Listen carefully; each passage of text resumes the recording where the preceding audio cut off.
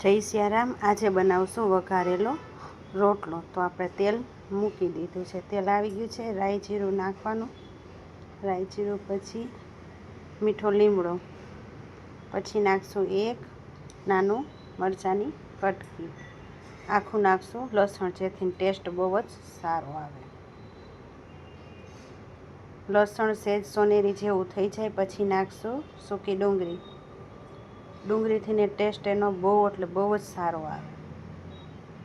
એમાં નાખશું અડધું ટમેટું, છાશ હોય એટલે ખાટાશ તો હોય જ, પણ તોય ટમેટાથી ટેસ્ટ સારો આવે।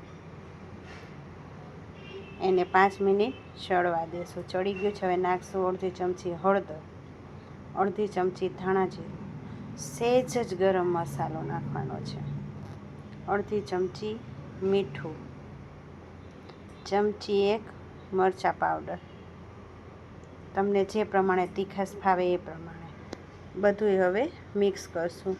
1 મિનિટ તેલમાં બધો મસાલો ચડવા દેશું।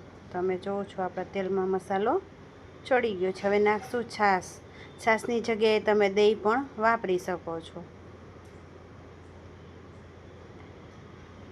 હવે એને 2 મિનિટ ઉકળવા દઈશું। ઉકળી ગયું છે, હવે નાખશું આપણે રોટલો મેં ભૂકો કરી નાખ્યો છે। હવે 5 મિનિટ છાશમાં રોટલો ચડવા દેશું અને ઉપરથી નાખશું થોડાક ધાણા।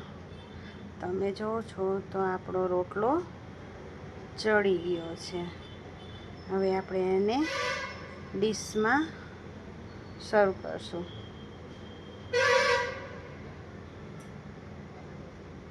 વઘારેલા રોટલાની જેમ જ તમે રોટલી પણ વઘારી શકો છો।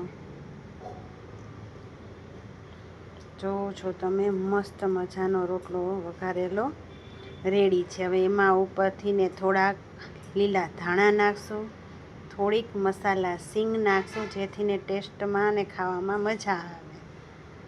ઉપરથી ને થોડીક ડુંગળી નાખશું, તમને ભાવે તો નાખો, જરૂરી નથી નાખવી।